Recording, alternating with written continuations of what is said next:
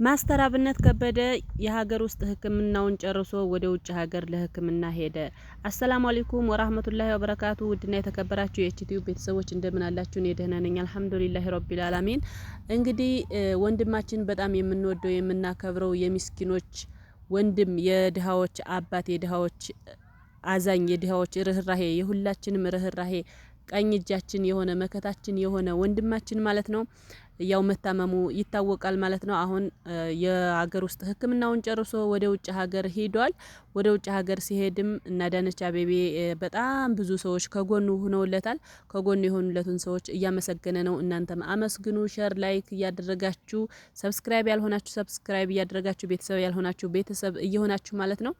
ለወንድማችን ለማስተር አብነት ደግሞ ዱአ አድርጉለት። እዚህ ጋር ሁሉም በየሃይማኖቱ ዱአ እያደረገለት ነው።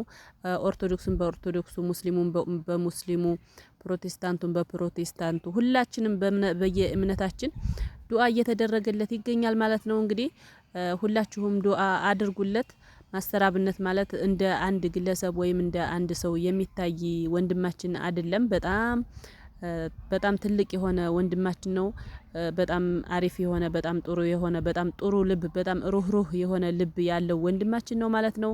ያው እንግዲህ እንደምታዩት እዚህ ቦሌ ዓለም አቀፍ አየር ኤርፖርት ላይ ሽኝት እየተደረገለት ነው። አላህ እንግዲህ አፍያውን መልሶለት በሙሉ ጤንነት ሆኖ በሙሉ ጤናው ወደ ሀገሩ እንደሚገባ ተስፋ እናደርጋለን።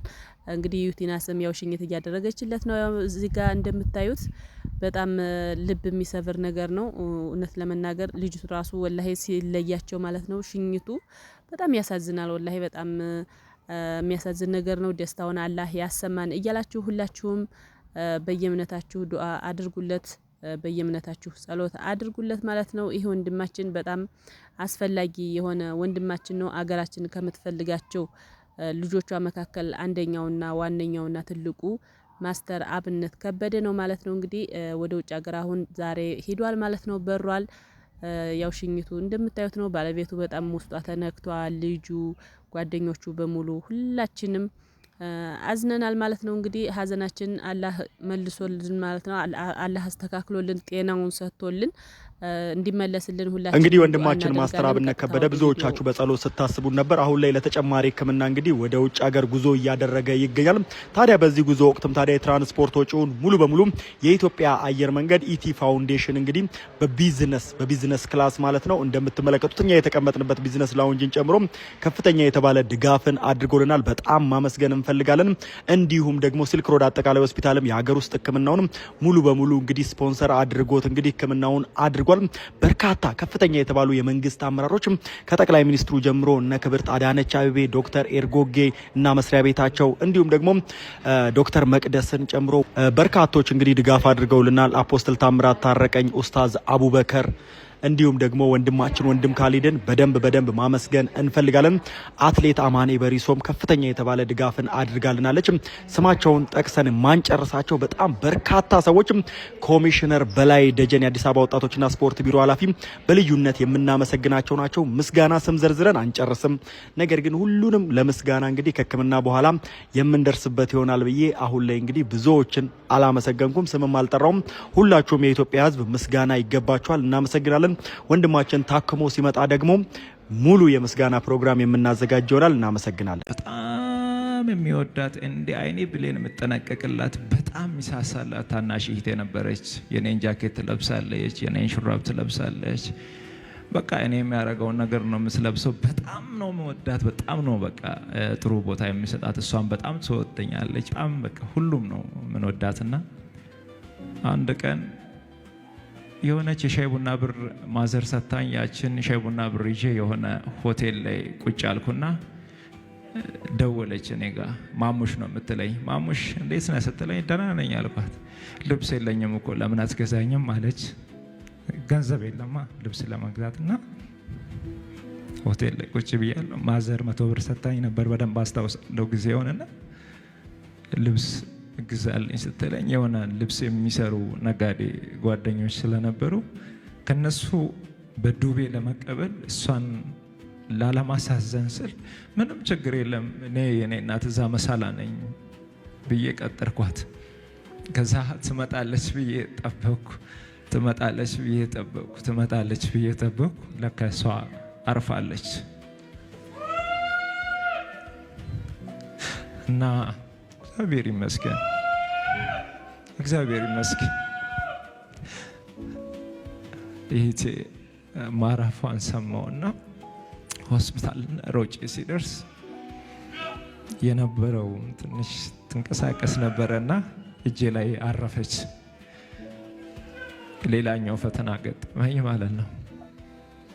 ከዛ በኋላ ራሴን አላቅም በብዙ መንገድ ተጎዳውና እንደምንም ጥርሴን ነክሼ እህቴን ቀበርኳት።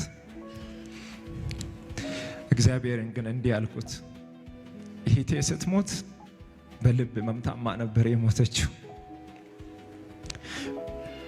ወንድሜ እዚህ ያለ ወንድሜ ነጋዴ ነው፣ ብር ያለው ሰው ነው። ወንድሜን ላለማስጨነቅ ምንም ነገር አልነገርኩትም። አባቴ ገንዘብ ያለው ሰው ነው፣ በደንብ የሚታወቅ አባት ነው ያለኝ። ወንድሞች ያለኝ በብዙ የተባረኩ፣ እነሱን ላለማስጨነቅ የእሷን ህመምን የተሸክሜ ነበር እና በልብ ህመም ምክንያት እንደታመመች ነግራኝ ነበር።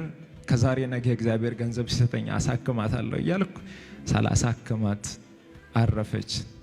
እግዚአብሔርን ግን እንዲህ ያልኩት፣ እኔን በህይወት የምታቆየኝ ከሆነ የታመሙትን አሳክማለሁ፣ እኔን በህይወት አኖረኝ አልኩት። አንድ ግን ከኔ ያልተላቀቀ ከባድ ፈተና ነበር። በዛ ሁሉ መሃል ማጣት፣ አንገት መድፋት፣ ብቸኝነት፣ መራብ፣ መጠማት፣ መከፋት ከኔ ያልተለየም። ያ ሁሉ ፈተና ሲገጥመኝ ሁሉን ነገር ከጨረስኩ በኋላ አሁንም ለመመለስ በሰው ፊት መውጣት አልችልም።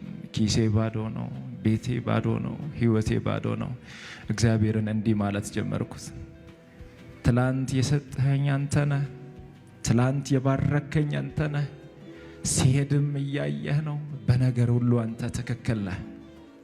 ከዚህ በኋላ አንድ ነገር ልለምን፣ አንድ ነገር ልጠይቅህ።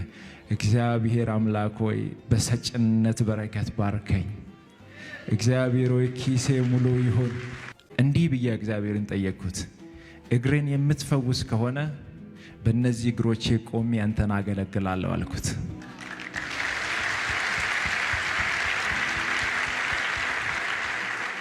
እግዚአብሔር እግሬን እንዲሁ ነፃ ፈወሰው።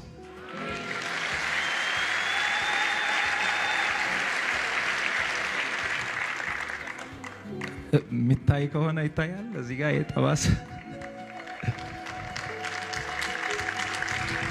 ይሄኛው ቦታ ነው በካንሰር የታመምኩበትና ይሄኛው አሁን በስጋ ተሸፍነው ደህና ነኝ። በዚህ እግር ዘላለሁ እንቀስ ሕክምና ብቻ ሳይሆን በዚህ ሰዓት ለኔ የሚያስፈልገው ኢትዮጵያ እናቶች፣ ኢትዮጵያ አባቶች፣ ወጣቶች ሁላችሁም በየእምነታችሁ እንድጸልዩልኝ